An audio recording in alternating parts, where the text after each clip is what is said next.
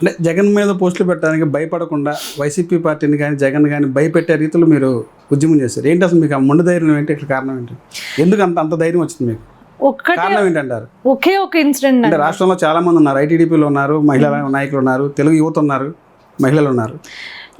ఐటీడీపీలోకి రాకముందే నేను పెట్టడం జరిగింది పోస్టులు. ఐటీడీపీలోకి రాకముందే నేను క్వశ్చన్ చేయడం జరిగింది. ఒకే ఇన్సిడెంట్ నన్ను మార్చింది. ఒకటే, చంద్రబాబు నాయుడు గారిని అసెంబ్లీలో ఫస్ట్ అసెంబ్లీలోనే అవహేళన చేయడం, అపహాస్యం చేయడం. ఆయన అప్పటికే 14 సార్లు ముఖ్యమంత్రిగా చేసిన వ్యక్తి.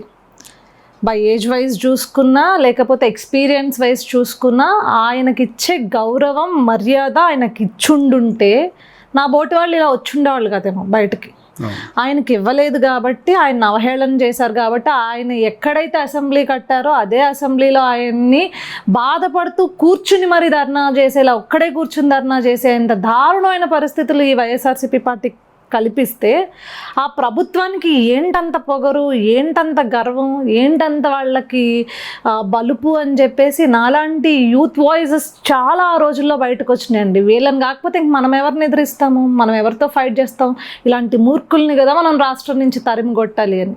అప్పుడు వచ్చింది అనూష ఉండవల్లి. అనూష ఉండవల్లితో పాటు చాలామంది నా తర్వాత చాలామంది వచ్చి బయటకు వచ్చి మాట్లాడారు. కేవలం ఈ నియంతృత్వ ధోరణి అనచడానికే. అంటే పార్టీలు ఏదన్నా పని చేయాలన్నా, ఏదన్నా వర్క్ చేయాలన్నా సరే, ఏదన్నా ఒక పదవులు ఆశిస్తారు. మీరేం ఆశించారు? ఏం ఆశించి ఇంత ఫైట్ చేశారు? కారణం ఏంటి? లేదండి, ఏది జీరో. నాకు పొలిటికల్ పార్టీ సిస్టమ్ గురించి తెలియదు, అఫిలియేటెడ్ వింగ్స్ ఉంటాయని తెలియదు, వాటిల్లో పదవులు ఉంటాయని తెలీదు. నేను స్టార్ట్ చేసినప్పుడు నేను చూసింది చంద్రబాబు నాయుడు గారు మౌనమునిలా అక్కడ కూర్చుని రోధిస్తూ నా రాష్ట్రం ఏమైపోతుందో, పిచ్చి నిర్ణయాలు తీసుకుంటున్నాడు, తుగ్లక్ నిర్ణయాలు తీసుకుంటున్నాడు, ఏమైపోతుందో అనే బాధ. ఆ బాధకి వెనకాల ఆయన ఒక్కడే లేడు, మనం కూడా సపోర్ట్ ఉన్నాము. మనందరం కూడా ఆయన పోరాటంలో మనం కూడా వెనకాల నడుచుకుంటూ పోరాటం చేయాలని వచ్చాం తప్పించి ఏ రోజు ఏ పదవి ఆశించలేదు. ఈ రోజు కూడా ఏ పదవి ఆశించట్లేదు. అంటే గతంలో మీరు చాలా ఫేస్ చేశారు కదా, ఆ టైంలో అక్రమ కేసులు బనాయించారు, పోలీసులు అరెస్ట్ చేశారు. ఇంత ఫైట్ చేసినటువంటి మీరు చంద్రబాబు గారి విషయంలోకి, అలా భువనేశ్వరి గారి మేడం విషయంలోకి వస్తే కూడా మీరు ఎన్జిఓస్తో కూడా ఫైట్ చేశారు. ఆ టైంలో మీకు ఏమన్నా పార్టీ నుంచి సిబిఎన్ గారు కానీ లోకేష్ గారు కానీ మీకు ఫోన్ చేయడం జరిగింది?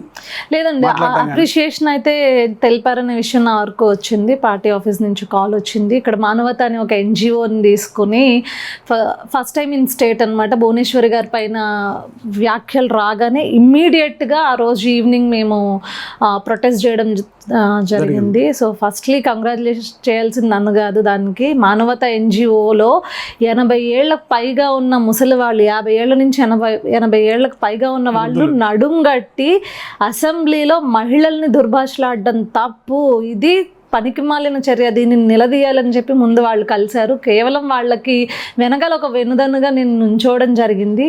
చేసిందంతా వాళ్ళే అండి. చంద్రబాబు గారు మీతో మాట్లాడారు ఆ టైంలో? కాల్ చేసి బాబు గారు కానీ లోకేష్ గారు కానీ? లేదు, పార్టీ ఆఫీస్ నుంచి అయితే ప్రోగ్రామ్ మా ఐటీడీపీ అధ్యక్షుడు చింతకాయల విజయ్ గారు కావచ్చు, మంచి ప్రోగ్రామ్ చేశారు. పార్టీ నుంచి మంచి అప్రిషియేషన్ వచ్చింది. చంద్రబాబు నాయుడు గారికి ఈ విషయం తెలిసింది, లోకేష్ గారికి తెలిసిందనే విషయం నాకు తెలిసింది. అటువంటి రాష్ట్రం రావణ కష్టంగా మారింది. అక్రమ కేసులు పెడుతున్నారు, ఎవరు మాట్లాడితే ప్రశ్నిస్తే వాళ్ళ మీద కేసులు బనాయిస్తున్నారు అని చెప్పి మాజీ మంత్రి రోజు చెప్తారు. ఏం చెప్తారు? ప్రశ్నించండి, తప్పలేదు, సక్రమంగా ప్రశ్నించండి. మీరు ప్రశ్నలో బూతులు మాట్లాడుతూ 2014 నుంచి 19 వరకు మనకు చెల్లిపోయింది కదా, బూతులు మాట్లాడినా మనల్ని ఎవరు ఏమనలేదు కదా, మార్ఫుల్ చేసినా మనల్ని అనలేదు కదా అంటే ఇప్పుడు నారా లోకేష్ గారు సెకండ్ నడుస్తుంది.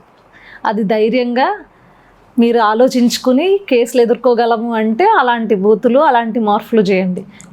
మేము ఆ బూతులు మార్పులు చేస్తే జైలుకి ఖచ్చితంగా వెళ్ళాల్సి వస్తుంది, ఆ ధైర్యం మీకు లేదనుకుంటే సక్రమంగా మీ గ్రామాల్లో లేకపోతే మీ పట్టణాల్లో ఏదైనా లోపాలు ఉంటే దాన్ని మీరు నిర్భయంగా లోకేష్ గారినే ట్యాగ్ చేసి, సార్ ఇక్కడ బాగాలేదు, పరిస్థితి ఇలా ఉంది అని చెప్పేసి మీరు ప్రశ్నించండి. ఇమీడియట్ యాక్షన్ తీసుకోకపోతే అప్పుడు మీరు క్వశ్చన్ చేయండి, బయటకు వచ్చి ధర్నాలు చేయండి. కానీ 2014 నుంచి 19 వరకు మీకు ఐపాక్ సపోర్ట్ ఉంది కదా అని చెప్పేసి మనకి మార్పులు, ఏ మార్పులు కావాలంటే ఆ మార్పులు చంద్రబాబు నాయుడు గారి మీద కావచ్చు, లేకపోతే నారా లోకేష్ గారి పైన కావచ్చు, లేకపోతే పవన్ కళ్యాణ్ గారి పైన కావచ్చు, ఏ మార్పులు కావాల్సి ఆ మార్పులు వస్తున్నాయి కదా. ఎంత బూతైనా మాట్లాడినా మనల్ని ఏం చెయ్యరు కదా, మనల్ని పట్టుకోరు కదా అంటే మనం ఎక్కడో మూల కూర్చుని ఇంట్లో కూర్చుని ఎక్కడో గదిలో కూర్చుని టైప్ చేసిన దాన్ని ఎవరు చూడరు కదా, మానిటరింగ్ ఉండదు కదా అనే ధైర్యంతో పెడితే, బూతులు పెడితే ఖచ్చితంగా జైలుకి వెళ్తారు.